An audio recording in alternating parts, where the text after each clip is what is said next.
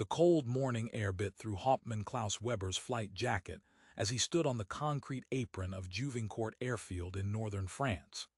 It was March 6, 1944, 7:32 hours, and the scent of damp earth mixed with the sharp tang of aviation fuel filled his nostrils.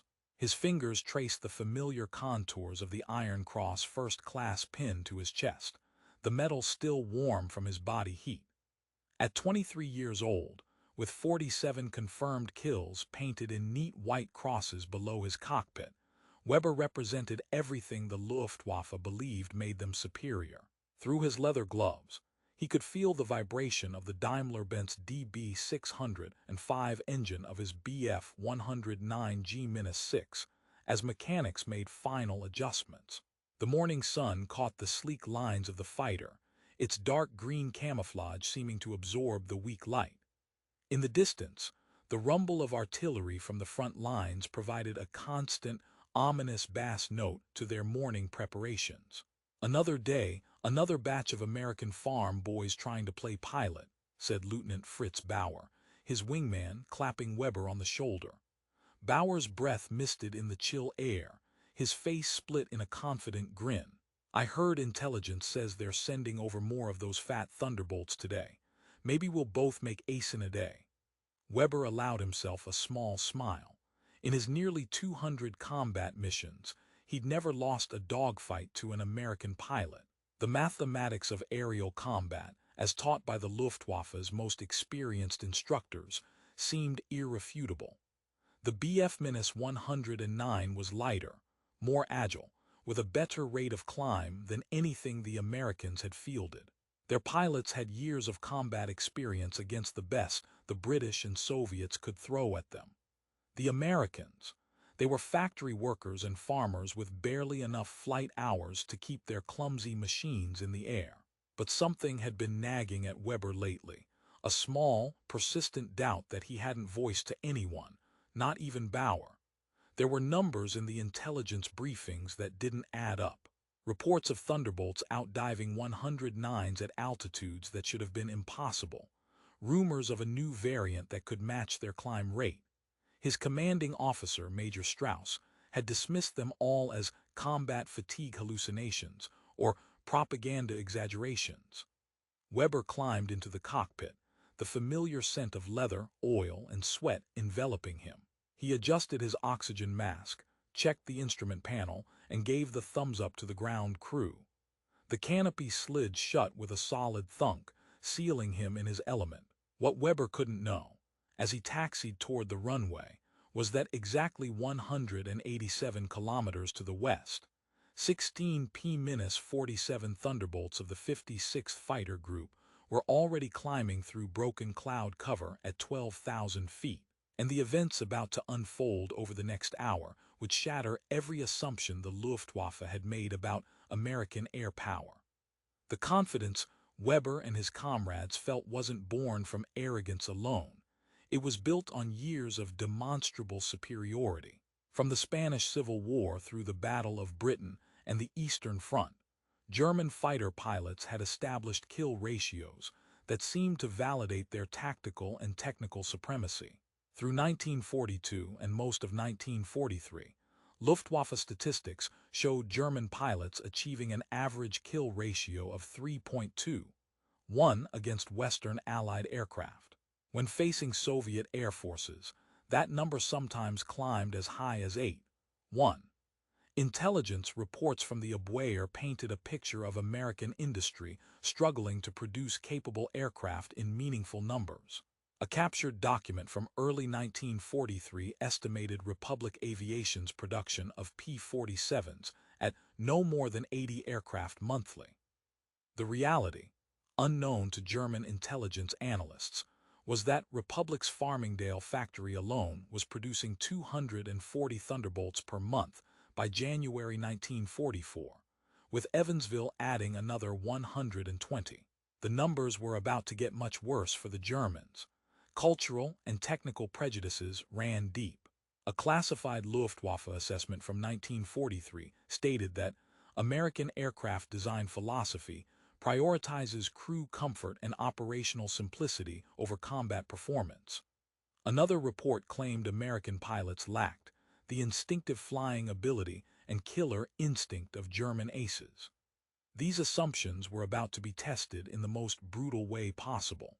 Technical comparisons, based on 1942 intelligence, seemed to favor German designs overwhelmingly.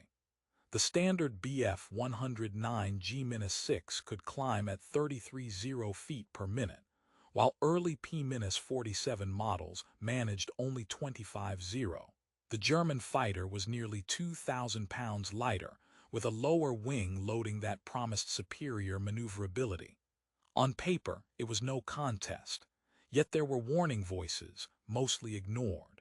Oberstleutnant Adolf Galland, inspector of fighters, had written a memo in late 1943 warning that the Americans are fielding aircraft in numbers we cannot hope to match, and their technical improvements are occurring at a pace our intelligence cannot track. The memo was filed without action. Another report from a technical officer who had examined crash debris from a P-47D noted evidence of turbo-supercharging technology far more advanced than our own. This too was dismissed as speculation based on incomplete evidence. The Americans weren't just building aircraft. They were building an industrial ecosystem designed to overwhelm through sheer volume and relentless improvement. While German engineers perfected existing designs, American factories were implementing production techniques that bordered on revolutionary. At Republic Aviation's Farmingdale plant, the production numbers defied German comprehension. Where Messerschmitt's Regensburg factory produced approximately 40 Bf-109s monthly in early 1944, Republic was completing 60 P-47s every week. The difference wasn't just in numbers, it was in philosophy. German aircraft were handcrafted masterpieces, each one receiving individual attention from skilled technicians. American fighters rolled off assembly lines where workers performed the same specialized tasks hundreds of times daily, achieving a level of standardization and quality control the Germans couldn't match. The heart of the P-47's transformation lay in its Pratt & Whitney RMS-2000 800 double Wasp engine, an 18-cylinder radial powerhouse that developed 2,000 horsepower. But the real secret wasn't the engine itself. It was the massive turbo supercharger mounted in the rear fuselage, connected to the engine by complex ductwork that ran the length of the aircraft. This system, engineered by a team led by Russian-born Alexander Kartveli, allowed the Thunderbolt to maintain power at altitudes where German engines gasped for air. Kartveli had worked 16-hour days for 11 months straight, solving problems German engineers considered insurmountable. The ducting had to withstand temperatures exceeding 400 degrees Fahrenheit while maintaining precise airflow. The early prototypes suffered catastrophic failures. 3 test aircraft were lost when their turbo systems exploded during high-altitude testing. But by late 1943, Kartveli's team had perfected the design, creating a fighter that could operate effectively at 35,000 feet, nearly 5,000 feet higher than the Bf-109's optimal altitude. American production numbers weren't just impressive, they were geometrically increasing. From 1942 to 1944, P-47 production grew from 532 aircraft to 4,001 annually. By war's end, 15,683 Thunderbolts would roll off American assembly lines, more than the total production of all German single-engine fighters combined. The technical improvements came so rapidly that intelligence couldn't keep up. The P-47D-25 that Weber would encounter featured a bubble canopy that provided 360-degree visibility, a redesigned wing that improved roll rate by 25%, and 850 caliber Browning machine guns with 34.0 rounds of ammunition, enough for 20 seconds of continuous fire. Each gun fired 800 rounds per minute, creating a wall of lead that could shred a Bf-109 in seconds. But it was the combination of numbers and technology that would prove devastating. While German pilots relied on individual skill and aircraft performance, American tactics leveraged their numerical and technical advantages. They flew in larger formations, used superior high-altitude performance to dictate engagement terms, and could absorb losses that would have crippled German units. The first warnings had come months earlier, but few had connected the dots. On December 11, 1943, Lieutenant Hans Schmidt of JG-26 had radioed during an engagement near Bremen. "Thunderbolts diving with us, keeping pace, impossible speed." The debriefing officer had noted pilot likely experiencing target fixation or instrument error. 3 weeks later, another pilot reported P-47s climbing to engage from above 30,000 feet. The report was filed with a notation questioning the pilot's altitude estimation skills. The intelligence section knew the P-47 service ceiling was listed as 42,000 feet in captured manuals, but they assumed this was propaganda. No fighter that heavy could operate effectively at that altitude. By February 1944, the patterns became harder to ignore.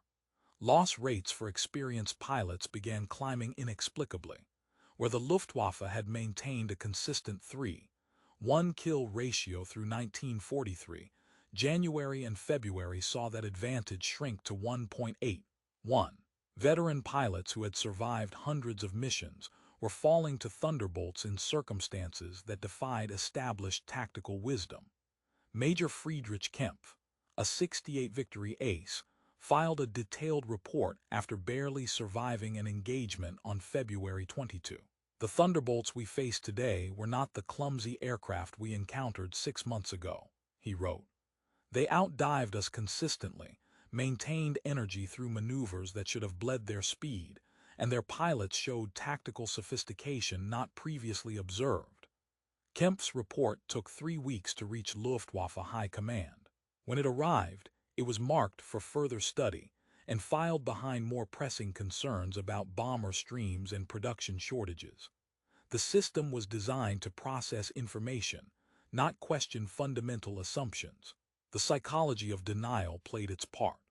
Accepting that the P-47 had become a superior fighter meant admitting that American industrial and technical prowess had surpassed German engineering. It meant confronting the reality that no matter how skilled their pilots, no matter how brilliant their designers, they were facing an enemy who could produce better aircraft in numbers they couldn't hope to match.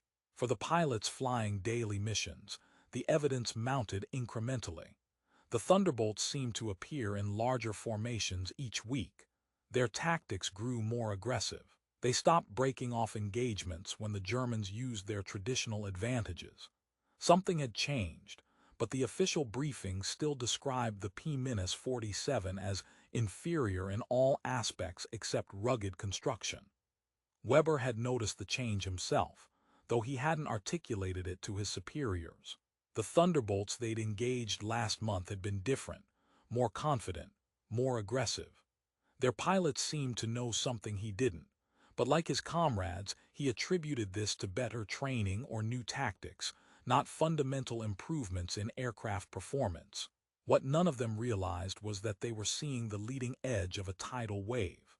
While German industry struggled with bombing raids, material shortages, and administrative chaos, American factories were hitting their stride. In February 1944 alone, American factories produced 23 Zero fighters of all types. Germany managed 800. The stage was set for a collision between established doctrine and brutal reality. And that collision would begin at 9:47 hours on March 6, 1944, at 28,000 feet over St. Quentin. Weber's flight of 12 Bf-109 climbed through scattered clouds, the morning sun glinting off their canopies. At 28,000 feet, the world below looked peaceful, the patchwork of French countryside resembling a child's quilt.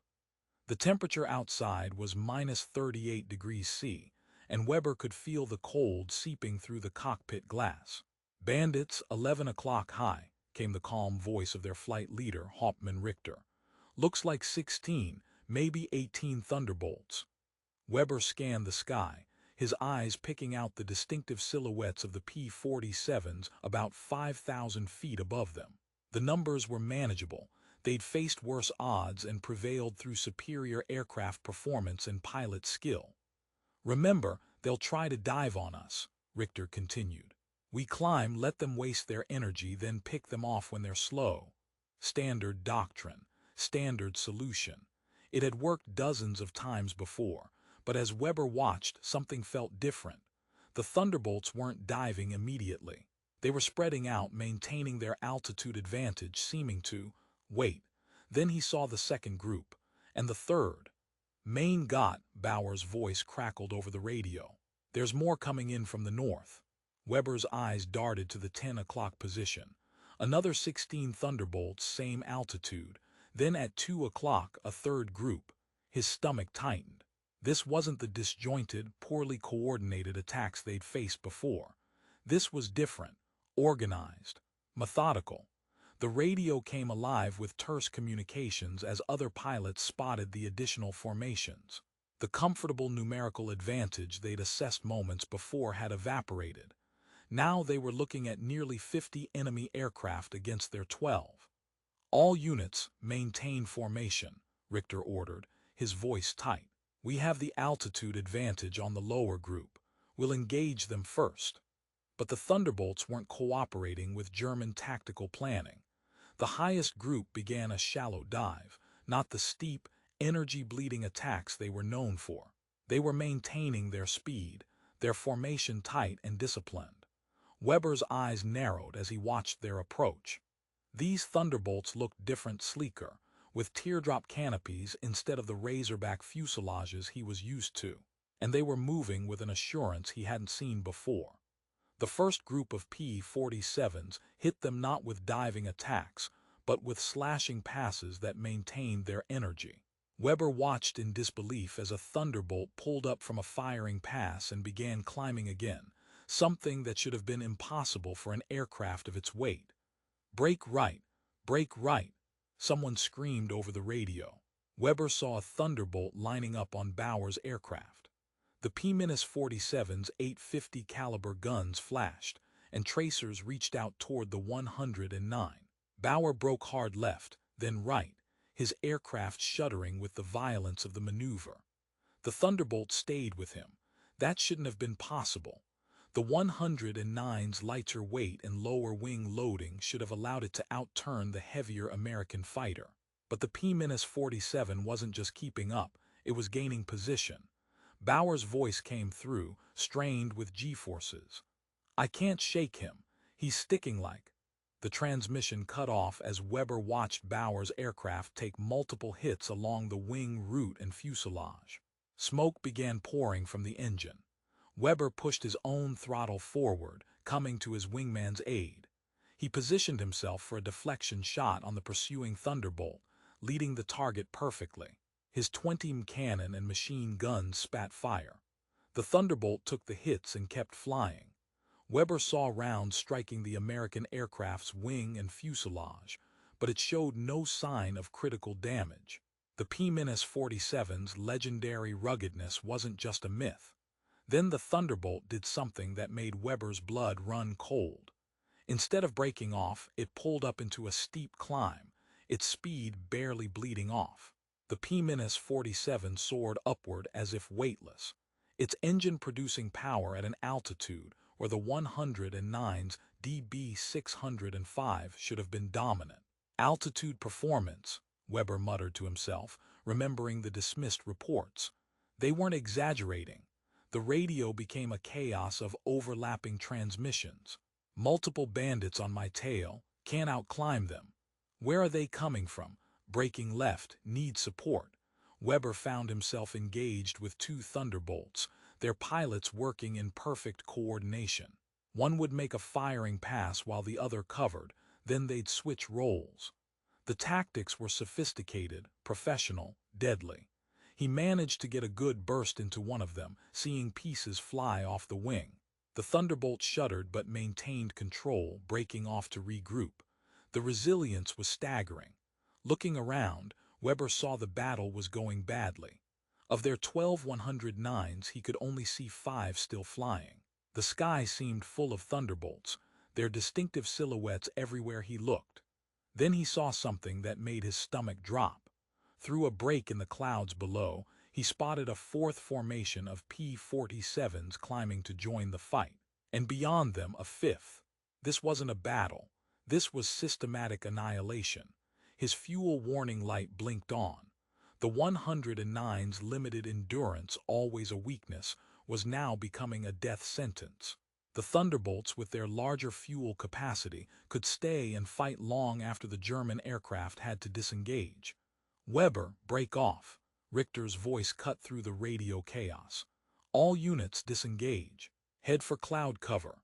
Weber put his 109 into a steep dive, seeking the safety of the clouds below. A Thunderbolt followed him down, matching his dive angle perfectly. The P-47 should have been left behind. The 109's cleaner aerodynamics should have given it the diving advantage. But the American fighter kept pace, then began gaining. At 15,000 feet, the Thunderbolt opened fire. Weber felt his aircraft shudder as rounds struck the tail section. The controls went sloppy, the elevator responding sluggishly. He managed to reach the cloud layer, the world outside turning to featureless white. For a moment, he thought he was safe. Then he saw dark shapes keeping formation with him through the mist. The Thunderbolts had followed him into the clouds. This went against everything he'd been taught about American pilots. They were supposed to break off rather than risk instrument flying in poor visibility. But these pilots showed no hesitation, maintaining pursuit with terrifying determination. Weber broke out of the clouds into clear air, immediately checking his 6 o'clock. 2 Thunderbolts were still there, positioned perfectly for a killing shot. He jammed the stick forward, going into another dive, this time toward the deck. Maybe he could lose them in the ground clutter. The Thunderbolts followed, their pilots seemingly unfazed by the treetop-level flying. One of them opened fire again, tracers flashing past Weber's canopy. He felt more hits, this time along his left wing. The aileron controls became heavy, unresponsive. His fuel gauge showed critically low. He had maybe 5 minutes of flight time remaining. The nearest friendly airfield was 30 miles away, an impossible distance under these circumstances. Weber made a desperate decision. He pulled up into a steep climb, hoping to gain enough altitude to bail out if necessary. The Thunderbolts matched his climb effortlessly, their engines producing full power where his was gasping. At 8,000 feet, with his airspeed bleeding off, Weber knew he was out of options. The 2 P-47s positioned themselves on either side, their pilots clearly aware he was finished. One of them rocked his wings, the universal signal to surrender or be destroyed. For a moment, Weber considered fighting to the end. Then he looked at the fuel gauge, the damaged controls, the 2 perfectly intact enemy fighters flanking him. He thought of the other pilots in his squadron, most of whom wouldn't be returning today. He cut the engine and raised his hands. The lead Thunderbolt moved in closer, the American pilot visible through the bubble canopy. Young, probably no older than Weber himself. He pointed downward, toward a relatively clear field. Weber nodded, beginning his glide toward the field below. As he descended, he looked back at the sky above, now empty of German aircraft but still patrolled by the victorious Thunderbolts. His mind raced with the implications of what he'd just experienced. The reports hadn't been exaggerations. The warnings hadn't been alarmist. The P-47 had evolved into something far beyond what German intelligence believed possible. And if the Thunderbolt could improve this much... Weber's thoughts were interrupted by the jolt of his wheels touching French soil. As his damaged 109 rolled to a stop, he looked up to see the 2 Thunderbolts making a final pass overhead. They waggled their wings once more, then turned west, disappearing into the distance. He sat in the sudden silence, the only sounds the creaking of cooling metal and the distant hum of departing aircraft. The cockpit smelled of cordite, oil, and fear. Through the windshield, he could see farmers beginning to approach cautiously from the edge of the field. Weber unbuckled his harness, his hands trembling slightly. He removed his flight helmet, the cool air feeling strange against his skin. As he prepared to open the canopy and face capture, one final thought occurred to him. This wasn't just a lost battle. This was a preview. If the Americans could achieve this with one aircraft type, what else were they preparing? What other surprises did they have in store? The farmers were closer now, their faces a mixture of curiosity and hostility. Weber took a deep breath and reached for the canopy release. Whatever happened next, he knew one thing for certain. The air war over Europe had just changed forever, and the Luftwaffe wasn't ready for what was coming. But the real shock wasn't the improved performance of the P-47, or even the staggering numbers they were encountering. The true revelation, the one that would terrify German intelligence analysts when they finally pieced it together, was still weeks away from being understood. Because even as Weber became a prisoner of war, American factories were rolling out something new, something that made the Thunderbolt look almost primitive by comparison. And the first of these new weapons were already being unloaded at British airfields, their existence so secret that not even most American commanders knew what their own forces were about to deploy. The P-47 had been the warning shot. The next wave would be the execution. The canopy release mechanism hissed as Weber pushed it forward, the plexiglass bubble swinging upward to admit the cool morning air that now smelled of damp earth and crushed grass instead of oil and cordite. Rough hands reached for him before his boots even touched the wing, pulling him down to the soft ground where he stumbled and fell to his knees. French farmers surrounded him, their faces hardened by 4 years of occupation, their tools, pitchforks, scythes, a single aging hunting rifle, held like weapons. They shouted in a language he barely understood, their words sharp and guttural with hatred. Weber kept his hands raised, his eyes fixed on the ground, the iron cross on his chest suddenly feeling heavy and conspicuous. One of the younger men stepped forward and ripped the metal from his jacket, spitting on it before pocketing it. Another took his watch, his gloves, his leather flight jacket. They were stripping him not just of possessions but of identity, reducing the ace with 47 kills to another downed Luftwaffe pilot awaiting his fate. In the distance, the drone of aircraft engines grew louder again. Weber looked up to see not Thunderbolts but a pair of American C-47 transport planes flying low overhead, their invasion stripes bold black and white against the olive-drab fuselages. The farmers saw them too, and their mood shifted instantly from vengeful to jubilant. They began shouting, waving their hats and tools at the sky. The war had come to this field, and they knew which side was winning. Within 20 minutes, a U.S. Army Jeep, its windshield folded down, and a soldier manning a mounted .30 caliber machine gun, bounced across the rutted field toward them. 2 American military policemen in crisp uniforms and white leggings stepped out, their demeanor professional and utterly confident. They spoke a few words of broken French to the farmers, who reluctantly handed over their prisoner. Weber was searched again, this time with efficient dispassion, his hands bound behind his back with rough cord before he was pushed into the back of the Jeep. As they drove toward a makeshift collection point, Weber saw the evidence of the morning's battle strewn across the French countryside. A Bf-109 had plowed into a barn, its tail section jutting grotesquely from the shattered wood, smoke still curling from the wreckage. Another had carved a long, black scar through a wheat field before coming to rest against a stone wall, its pilot hanging limp in the harness. He counted 5 such wrecks on the short journey, all German. He saw no downed Thunderbolts. The collection point was a farmer's courtyard already holding a dozen of his comrades, their faces smudged with soot and defeat. Bauer was not among them. He learned from a sullen Oberleutnant from another staffel that of the 12 Messerschmitts that had engaged, Only 2 had made it back to Juvincourt. One of those was so badly damaged it would never fly again. The Americans had lost a single P-47, which had managed to limp back across the lines trailing smoke. The mathematics were no longer theoretical. They were written in fire and blood on the French soil.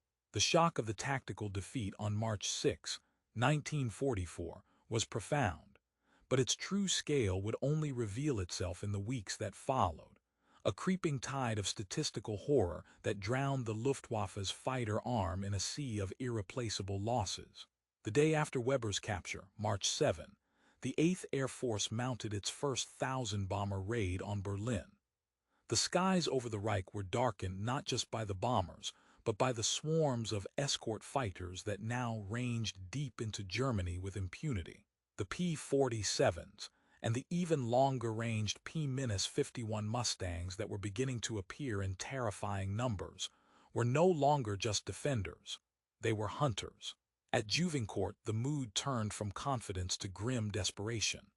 Lieutenant Hans Vogel, a young pilot with only 11 missions, wrote in his diary that night, "The Americans are everywhere.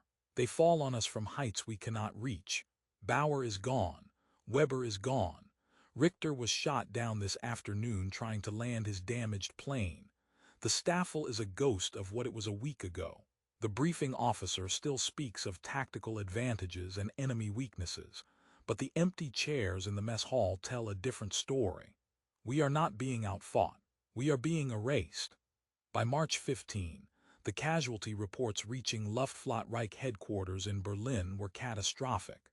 In the first 2 weeks of the month, fighter losses in the West had exceeded 420 aircraft. The kill ratio, the sacred statistic that had justified every tactical doctrine, had inverted. Where the Luftwaffe had once maintained a comfortable 3-1 advantage, it now struggled to achieve a 1-2 ratio. For every American fighter shot down, 2 German pilots were lost. The math was simple, brutal, and unsustainable. Veteran pilots, the men with hundreds of missions and dozens of kills, were being killed at an alarming rate. On March 18, Major Friedrich Kempf, the 68 Victory ace who had filed the prescient warning in February, was shot down and killed by a P-47D over Koblenz.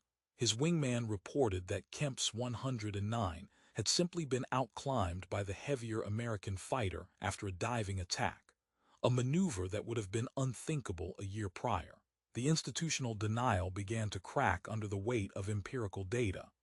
A secret report, stamped Geheim, and circulated only to General Staff officers on March 22, contained a devastating admission. Technical analysis of recent engagements confirms the enemy's P-47D variant possesses performance characteristics, particularly in high-altitude climb and dive acceleration, that equal or exceed those of the Bf-109G. Initial assumptions regarding enemy production capacity were also significantly underestimated. Current intelligence suggests American factories are producing in excess of 600 P-47 aircraft monthly, a figure that does not include other fighter types. The document was a quiet tombstone for the Luftwaffe's technological supremacy. The reaction was a series of panicked, uncoordinated countermeasures that only highlighted the systemic rot. Engineers at Messerschmitt were ordered to prioritize the new Bf-100 and 9000, a model with a more powerful engine, but the Regensburg factory was bombed relentlessly, and production delays stretched into months. A crash program to install more powerful armament, such as the 30 Mk-108 cannon, on existing airframes added weight and worsened performance at the very altitudes where the battles were now being fought and lost. The Focke-Wulf Ta-152, a high-altitude interceptor designed to counter precisely this threat, existed only in a handful of prototypes. The Americans were fighting the war with what they had in mass production. The Germans were fighting with what they hoped to have next year. Meanwhile, the view from the ground, from the perspective of the captured, was equally illuminating. Weber was transported to a temporary POW cage near the coast, a sea of mud and tents holding thousands of disconsolate German soldiers from all branches. The airmen were a minority, and they kept to themselves, their pride stung by their sudden fall from the knights of the sky to just more prisoners in a vast, shuffling herd. But it was during a transfer to a ship bound for England that Weber witnessed something that seared itself into his memory. The train carrying the prisoners was halted on a siding near the port of Cherbourg. For 2 hours, they sat and watched an unbroken stream of American shipping pour into the harbor. Liberty's ships were disgorging mountains of crated equipment, row upon row of Sherman tanks, and endless lines of trucks. But what struck Weber, what made the other captured pilots in his car fall into a stunned silence, was the sight on a nearby airfield. It was not an airfield as he knew it, a collection of discrete hangars and dispersed hardstands. This was a factory floor laid out under the open sky. Row after row of P-47 Thunderbolts, hundreds of them, sat wingtip to wingtip, their engines running as mechanics performed final checks. They were not being built here. They were being unpacked. As he watched, a massive crane lifted a crated Thunderbolt from the hold of a ship, placed it on a flatbed truck, and was immediately positioned for another. The process was as rhythmic and relentless as a metronome. A fellow captured pilot, a Hauptmann from a bomber unit, muttered, "We were told their production was inefficient, that their workers were lazy. We were told lies." Weber simply nodded, his mind returning to the careful, almost artisanal production of the Messerschmitt works he had once toured. They had built masterpieces, one at a time. The Americans were manufacturing a mathematical certainty. This revelation was not confined to the Western Front. The same industrial tsunami was crashing against the other pillar of the Axis. In the vast expanse of the Pacific, Lieutenant Commander Isao Takahashi of the Imperial Japanese Navy's Air Group, flying from the deck of the carrier Zuikaku, was experiencing his own moment of disorienting shock. On June 19, 1944, during the Great Marianas Turkey Shoot, he led a strike force of A-6 M50 fighters against the American fleet. The Zero had been the terror of the Pacific in 1941, a nimble, long-range predator that could outturn any Allied fighter. The intelligence briefings had spoken of new American naval fighters, the Grumman F-6F Hellcat, but assured pilots that Japanese spirit and skill would prevail. Takahashi's formation was met by a wall of Hellcats that dove on them from several thousand feet above. The first pass shattered his formation. The Zero, lightweight and incredibly maneuverable at low speeds, was a death trap in the high-speed, energy-fighting arena the Hellcats dictated. Their pilots did not try to turn with the Zeros. They made slashing, high-speed passes, using their superior armor and firepower to shred the fragile Japanese aircraft. Takahashi watched in horror as his wingman's Zero exploded after a short burst from a Hellcat's 650 caliber guns. He himself was hit moments later, his cockpit filling with smoke, his controls turning to mush. As he ditched his burning plane in the ocean, his last sight was of the sky filled with the distinctive silhouettes of Hellcats, circling like patient sharks. The American pilots, he noted with a strange detachment, flew with the same methodical, overwhelming confidence he had seen in the early days of the war from his own side. They were not just fighting, they were processing. Back in Europe, the analytical minds of the German military were finally, and reluctantly, piecing together the full picture. At the Luftwaffe's Central Technical Intelligence Office at Richlin, Major Dr. Ernst Schmidt, an engineer who had examined wreckage from Spain to Stalingrad, supervised the dissection of a relatively intact P-47D that had crash-landed in Holland. His report, filed on April 10, was a masterpiece of horrified admiration. He detailed the turbo-supercharger system, marveling at the complexity and efficiency of the ductwork that allowed the engine to breathe at 35,000 feet.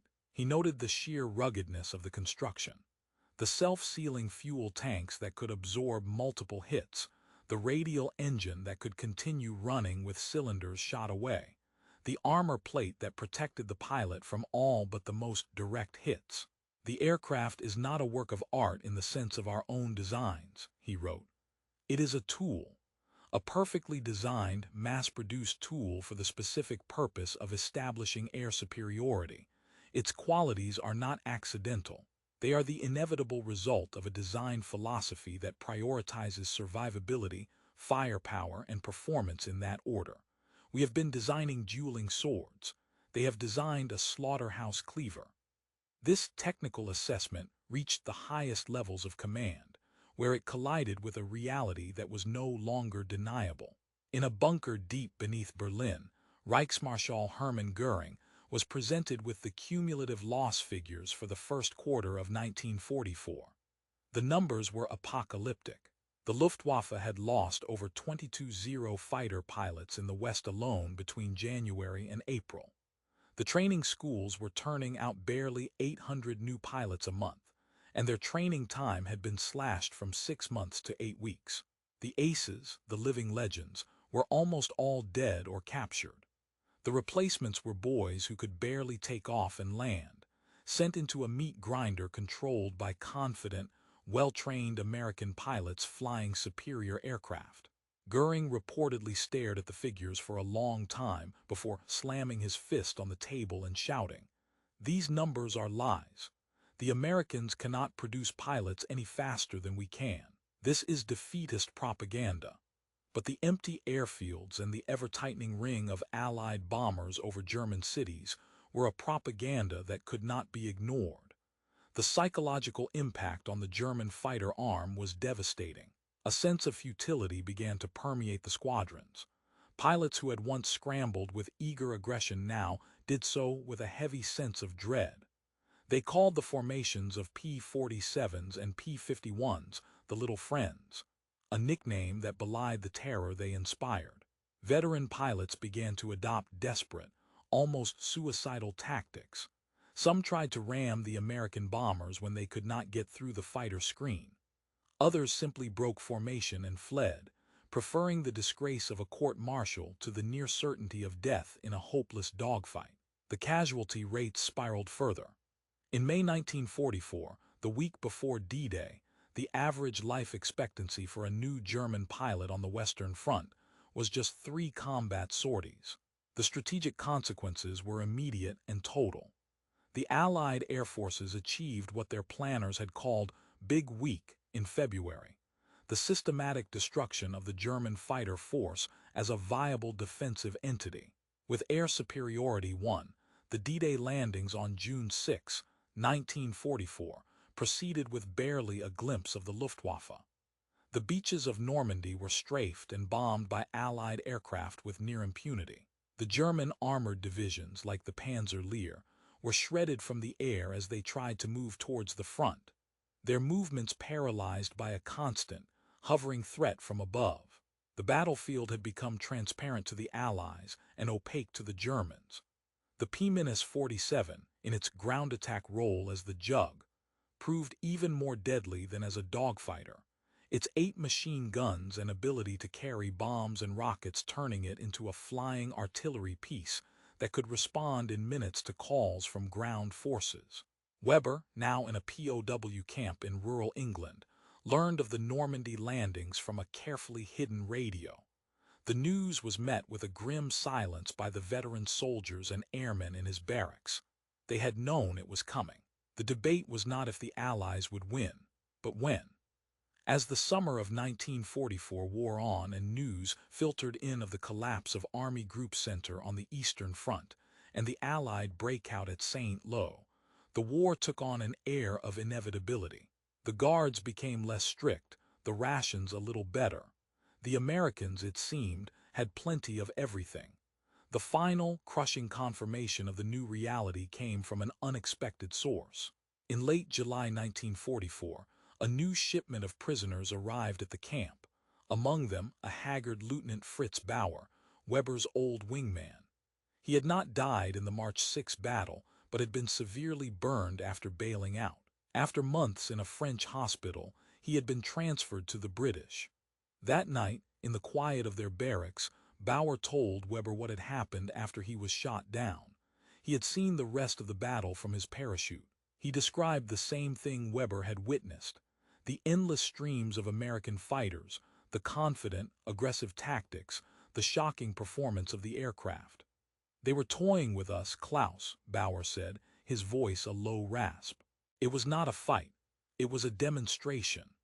Bauer also brought news from the outside world, snippets he had picked up during his transfer. He spoke of a new American fighter, the P-51 Mustang, that had even longer range and was escorting bombers all the way to Poland and back. He told of rumors of a giant American bomber, the B-29, that was so advanced it made the flying fortress look obsolete. And he revealed the ultimate, humiliating statistic that was circulating among the captured officers. By the end of 1944, the United States would have produced over 96,000 military aircraft. Germany, in its entire war effort, would have produced just over 40,000. The industrial disparity was not a factor in the war. It was the war. For Weber, the final piece of the puzzle fell into place not on a battlefield, but in the camp library. A sympathetic guard, a former teacher from London, had provided him with a copy of an American magazine from late 1943, a copy of Life that featured a photo on the Ford Motor Company's Willow Run plant. The images showed a single, continuous building over a mile long. The caption stated that at its peak, this one factory produced a B-24 Liberator bomber every hour, 63 minutes from raw materials to a flying fighting machine. Weber stared at the grainy black and white photographs, at the endless lines of fuselages, the forests of wings. He thought of the careful craftsmanship of the German factories, the pride each worker took in his individual contribution. He thought of the Daimler-Benz engine of his 109, a piece of mechanical jewelry, and he understood. They had not been defeated by a lack of courage or even, initially, by a lack of skill. They had been defeated by a concept. The Americans had not just built more airplanes. They had built a system designed to build airplanes, a self-perpetuating engine of production that could absorb any loss, adapt to any challenge, and overwhelm any defense through sheer, inexorable volume. The P-47 was not merely an aircraft.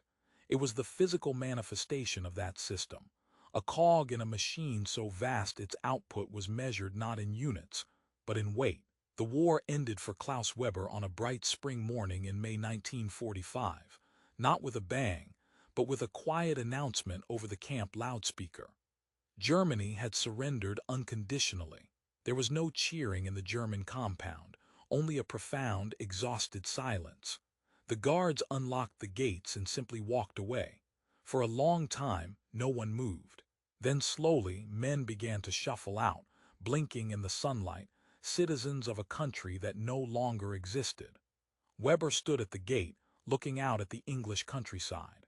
He thought of the 47 white crosses below his cockpit, of Bauer's confident grin on that cold morning at Juvincourt, of the young American pilot in the bubble canopy who had pointed him toward the field. He thought of the mathematical certainty he had once believed in, the doctrine that had been shattered in less than an hour over St. Quentin. The P-47 had been the herald, the proof of concept. What followed, the Mustangs, the jets, the atomic bombs, was simply the logical, industrial conclusion. He walked out of the camp a free man, but he carried with him the knowledge that would define the rest of his life. He had been a master of a craft that had been rendered obsolete not by a better craftsman, but by a better system. The knights of the air had been vanquished not by other knights, but by the factory. And as he began the long walk home, he knew that the world he was returning to was one that had been forged not in the fiery skies over Europe, but on the assembly lines of a nation that had learned to build victory itself, one thunderbolt at a time.